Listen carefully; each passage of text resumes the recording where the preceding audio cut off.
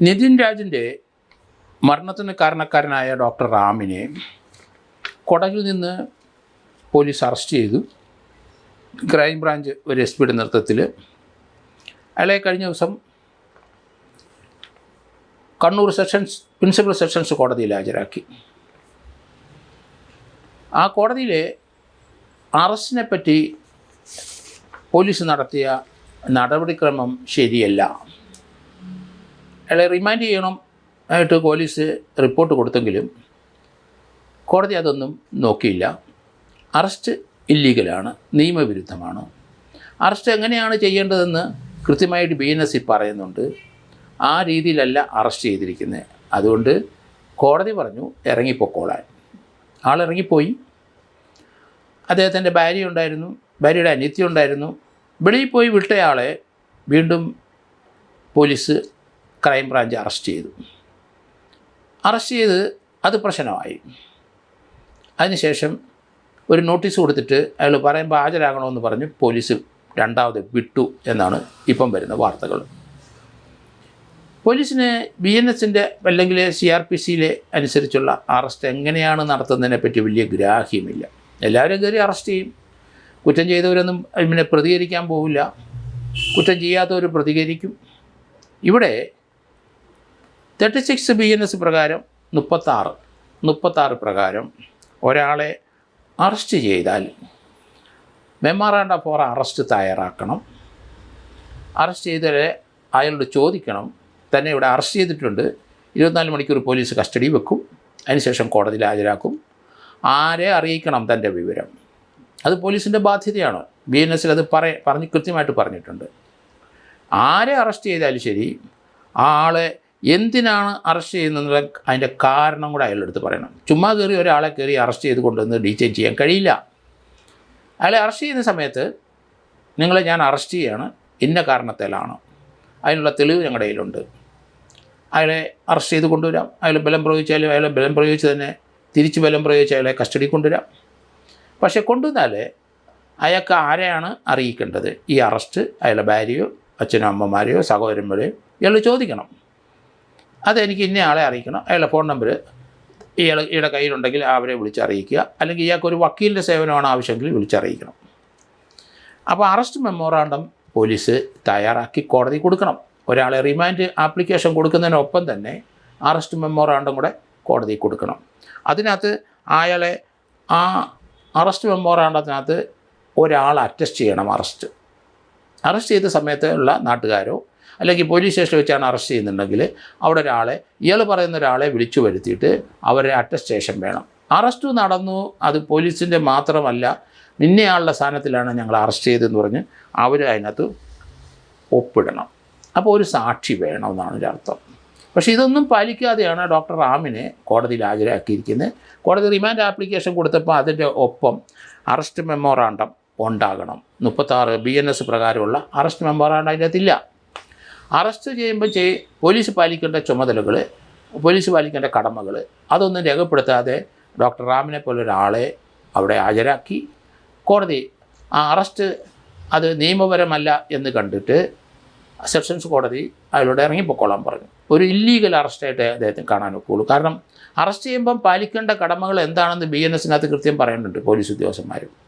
അപ്പം BNS 47 ഒരാളെ arrest ചെയ്യുമ്പം അതിൻ്റെ കാരണം അയാളെ ബോധ്യപ്പെടുത്തണമെന്ന് BNS 47 പുതിയ നിയമത്തിൻ്റെ അകത്ത് 47 അത് കൃത്യമായിട്ട് പറയുന്നുണ്ട്. പിന്നെ അറസ്റ്റ് ചെയ്ത ഉടനെ തന്നെ അയാളെ ഒരു മെഡിക്കൽ പരിശോധന. കാരണം ചില അറസ്റ്റ് ചെയ്യുന്ന സമയത്ത് അയാളുടെ ദേഹത്ത് മുറിവുണ്ടായിരിക്കാം. പിന്നെ പോലീസ് കസ്റ്റഡി കിടന്ന് മരിച്ചു കഴിഞ്ഞാൽ പോലീസ് ഉണ്ടാക്കിയതാണ് എന്നൊരു ധാരണ ഉണ്ടാകാം. അതുകൊണ്ട് അറസ്റ്റ് ചെയ്യുന്ന സമയത്ത് മറ്റൊരാളുടെ സാന്നിധ്യം ഉണ്ടാകുന്നത് നല്ലതാണ്. അയാളുടെ ദേഹത്തുള്ള പരിക്കുകൾ എന്തെങ്കിലും ഉണ്ട് അത് രേഖപ്പെടുത്താം. അത് പോലീസിൻ്റെ ബോഡി മഗസർ രേഖപ്പെടുത്തി വെക്കാം. കാരണം അത് പോലീസ് ഉണ്ടാക്കിയതല്ല എന്നുള്ള എവിഡൻസ് വരികയും ചെയ്യും. അതുകൊണ്ടാണ് ഇങ്ങനെയുള്ള പ്രിക്കോഷൻസൊക്കെ എടുക്കണമെന്ന് ഈ പുതിയ നിയമത്തിൽ പറയുന്നത്. അപ്പോൾ 47 പ്രകാരം ഒരാളെ അറസ്റ്റ് ചെയ്തിട്ടുള്ള അയാളെ അത് ബോധ്യപ്പെടുത്തണം. തന്നെ ഞാൻ മറ്റേയാളെ കൊന്നതിനാണ് അറസ്റ്റ് ചെയ്യുന്നത്, അല്ലെങ്കിൽ മറ്റേ സ്ത്രീയെ പീഡിപ്പിക്കാൻ ശ്രമിച്ചതിനാണ്, അല്ലെങ്കിൽ പീഡനത്തിനാണ്, എന്താണ് ഒഫൻസ് എന്ന് പറയണമെന്നാണ് ഇതിനർത്ഥം. അയാൾ ചെയ്ത കുറ്റം എന്താണെന്ന് അയാളെടുത്ത് പറയും. അയാൾ സമ്മതിക്കുകയൊന്നും വേണ്ട, പക്ഷേ അയാളെ ബോധ്യപ്പെടുത്തണം. അയാൾ ചിലപ്പോൾ 5 മർഡർ ചെയ്തിട്ടുണ്ടെങ്കിൽ ഒരു മർഡറിൽ കാര്യം മാത്രമേ നമ്മൾ കണ്ടെത്തിയിട്ടുണ്ടെങ്കിൽ അതൊക്കെ. അപ്പം തങ്കപ്പനെ കൊന്ന കാര്യം മാത്രമേ പറയുന്നുള്ളൂ, മറ്റുള്ളവരെ കൊന്ന കാര്യം പറയുന്നില്ല എന്ന് അയാൾക്ക് ബോധ്യമാവും. അപ്പം അയാൾക്ക് സൗകര്യം ഉണ്ടെങ്കിൽ തിരിച്ചു പറയാം, ഞാൻ ഒരാളല്ല 5 പേരെയാണ് കൊന്നത് എന്ന് വേണം അയാൾക്ക് പറയാം. പക്ഷേ എന്ത് കുറ്റത്തിനാണ് അറസ്റ്റ് ചെയ്തതെന്ന് കൃത്യമായിട്ട് പറയേണ്ടി വരും. അത് 47 BNS പ്രകാരം, അത് മെഡിക്കൽ പരിശോധന 53 BNS പ്രകാരം. അറസ്റ്റ് പേഴ്സൺ അയാളെ ബോഡി സെർച്ച് ചെയ്യണം. അയാളുടെ കയ്യിൽ ചിലപ്പം ചില പോലീസ് സ്റ്റേഷനിലൊക്കെ അവരെ അറസ്റ്റ് ചെയ്ത് സെല്ലിനകത്ത് ഇട്ട് കഴിഞ്ഞപ്പം അയാളുടെ കൈവശം വിഷം കൊണ്ട് അയാൾ അതെടുത്ത് കഴിച്ച് പ്രശ്നമായി ആശുപത്രിയിൽ കിടന്ന് മരിച്ചു, അല്ലെങ്കിൽ സെല്ലിനകത്ത് മരിച്ചു കിടന്ന സംഭവങ്ങളൊക്കെ ഉണ്ട്. അപ്പം ബോഡി സെർച്ച് ചെയ്യണം. അത് കൃത്യമായിട്ട് അയാളുടെ ബോഡി, അയാളിടുന്ന ഷർട്ട്, പാൻറ്റ്, അയാളുടെ ജഡ്ഡി വരെ, ജഡ്ഡിക്കകത്ത് കഴിഞ്ഞ ഒരു കേസിനകത്ത് നമ്മളത് കണ്ടു, അയാളുടെ ജഡ്ഡിക്കകത്ത് വിഷാംശം തിരികെ വെച്ചിരുന്നു. ജഡ്ഡിയുടെ ആ ടോപ്പിലുള്ള ആ ബെൽറ്റ് പോലുള്ള ഭാഗത്ത് ചെറിയ തുളയുണ്ടാക്കിയിട്ട് അതിനകത്ത് വിഷം തിരികെ വെച്ചിട്ട് പോലീസ് കസ്റ്റഡി എടുത്തപ്പം അതെടുത്ത് കഴിച്ചു. അതുകൊണ്ടാണ് പോലീസ് സ്റ്റേഷനിലൊക്കെ നമുക്കറിയാം സെല്ലിലോട്ട് ഇടുമ്പം അൺഡ്രസ്സായിട്ടാണ് അവരെ കൊണ്ടുപോകുന്നത്. പിന്നെ ഓരോന്നൊക്കെ പരിശോധിച്ച ശേഷം മാത്രമേ അയാൾക്ക് ഉടുക്കാനുള്ള കൊടുക്കുകയുള്ളൂ. പക്ഷേ ഇതുപോലെ അയാൾ ജീവൻ പിടിക്കാനുള്ള മനസ്സുള്ളവനാണെങ്കിൽ വസ്ത്രങ്ങൾ കൊടുക്കാതെ ഇരിക്കാം, അല്ലാതെ വേറെ നിവൃത്തിയില്ല. എന്തായാലും പോലീസ് ഒരാളെ അറസ്റ്റ് ചെയ്യുമ്പോൾ അറസ്റ്റ് മെമ്മോ തയ്യാറാക്കി ഒരു ബന്ധുവിനെ കൊണ്ട്, അല്ലെങ്കിൽ അയാൾക്ക് ഇഷ്ടമുള്ള ആളെ കൊണ്ട്, അല്ലെങ്കിൽ അയാളെ സുഹൃത്തിനെ വിളിച്ചു വരുത്തി ഇയാളെ അറസ്റ്റ് ചെയ്തിട്ടുണ്ട്, അതിലൊരു അറ്റസ്റ്റേഷൻ പോലീസ് വാങ്ങണം. അതില്ലാതെയാണ് ഡോക്ടർ റാമിനെ ഹാജരാക്കിയത്. അതുകൊണ്ടാണ് ജില്ലാ ജഡ്ജി പ്രത്യേകിച്ച് അത് ഈ അടുത്ത കാലത്ത് സുപ്രീം കോടതി വളരെയധികം ഡയറക്ഷൻ കൊടുത്തിട്ടുണ്ട് അറസ്റ്റ് ചെയ്യുമ്പോൾ പാലിക്കപ്പെടേണ്ട കടമകൾ പോലീസ് ഉദ്യോഗസ്ഥന്മാർ.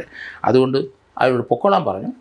കാരണം അറസ്റ്റ് ഇല്ലീഗലാണ്, നിയമവിരുദ്ധമാണ്. അതുകൊണ്ടാണ് കോടതി അയാളോട് ഇറങ്ങിപ്പൊക്കോളാൻ പറഞ്ഞത്.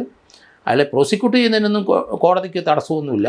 പക്ഷേ അറസ്റ്റിനെ സംബന്ധിച്ച് സുപ്രധാനമായ ആ നിയമം പരിപാലിച്ചില്ല പോലീസ്. അതുകൊണ്ടാണ് ഇറങ്ങിപ്പോകാൻ പറഞ്ഞത്. വെളിയിൽ പോയ ആളെ വീണ്ടും പോലീസ് അറസ്റ്റ് ചെയ്തു. അതും നിയമവിരുദ്ധം തന്നെയാണ്. രണ്ടാമത് അറസ്റ്റ് ചെയ്ത് വീണ്ടും റിമാൻഡ് ആപ്ലിക്കേഷൻ ആയത് വീണ്ടും കൊടുക്കേണ്ടി വരും. അപ്പോൾ രണ്ടാമത്തെ അറസ്റ്റും ശേഷം പോലീസ് ഒരു നോട്ടീസ് കൊടുത്തിട്ട് പറയുന്ന സമയത്ത് ഹാജരായാൽ മതി എന്നുള്ള രീതിയിൽ നോട്ടീസ്. അത് നല്ല കാര്യം. അത് ക്രിമിനൽ നടപടിക്രമത്തിനകത്ത് അത് കൃത്യമായിട്ട് പറയുന്നുണ്ടല്ലോ. അതുകൊണ്ട് ഈ ഒരു കാര്യം 36 എന്ന് പറയുന്ന BNSനകത്ത് അറസ്റ്റിന് മെമ്മോറാണ്ടം തയ്യാറാക്കണമെന്നുള്ള കാര്യം കൃത്യമായിട്ട് ആൾക്കാർ അല്ലെങ്കിൽ പോലീസ് ഉദ്യോഗസ്ഥന്മാർ മനസ്സിലാക്കണം. കാരണം ഇപ്പോഴത്തെ പോലീസ് ഉദ്യോഗസ്ഥന്മാർ പലരും അവർ ആ ജോലി കിട്ടാൻ വേണ്ടിയിട്ടും അതിന് ഒരു കാര്യമായ അവർക്ക് ക്ലാസ്സുകളൊന്നും ആരും എടുത്തിട്ടില്ല എന്നാണ് ഞാൻ പറയുന്നത്. കാരണം അതുകൊണ്ടാണ് ഇങ്ങനെയുള്ള അബദ്ധങ്ങൾ പറ്റുന്നത്. പ്രത്യേകിച്ച് BNSലും വലിയ വ്യത്യാസങ്ങളൊന്നും ക്രിമിനൽ പ്രൊസീജിയർ കോഡിനകത്തോ അല്ലെങ്കിൽ BNSന് അതിനനുസരിച്ചുള്ള BNSSനകത്തോ ഒന്നും വ്യത്യാസങ്ങളൊന്നും വലുതായിട്ടൊന്നും കാണുന്നില്ല. പക്ഷേ എങ്കിലും ആ ക്രിമിനൽ നടപടിക്രമങ്ങളും എവിഡൻസ് ആക്ട് തെളിവ് നിയമക്രമങ്ങളും അതുപോലെ പീനൽ പ്രൊവിഷനും ഒക്കെ വ്യക്തമായിട്ട് പഠിക്കാനായിട്ടുള്ള ഒരു ക്ലാസ് അടിയന്തരമായിട്ട് കേരളത്തിലെ ക്രൈംബ്രാഞ്ച് ഉദ്യോഗസ്ഥന്മാർ ഉൾപ്പെടെ എല്ലാവർക്കും റാങ്ക് കിട്ടാനൊക്കെ വലിയ ആഹ്ലാദവും ഒക്കെയാണ്. റാങ്ക് കിട്ടുന്നതിന് എല്ലാവരും പുറകെ നടക്കുകയും ചെയ്യും, പ്രൊമോഷൻ കിട്ടാനൊക്കെ വേണ്ടി നടക്കും. പക്ഷേ നിയമപരമായ സാക്ഷരത അവർക്കില്ല എന്നുള്ളതാണ് ഇതിൽ നിന്ന് മനസ്സിലാകുന്നത്. ക്രൈംബ്രാഞ്ചിൽ SP ആയാലും ശരി, DYSP ആയാലും ശരി, അത്ര ഉള്ള സ്ഥലങ്ങളിൽ ഇരിക്കുന്നവർക്ക് പലർക്കും ഈ നിയമവ്യവസ്ഥയെപ്പറ്റി വലിയ ജ്ഞാനമില്ല എന്നാണ് ഇതിൽ നിന്ന് മനസ്സിലാകുന്നത്.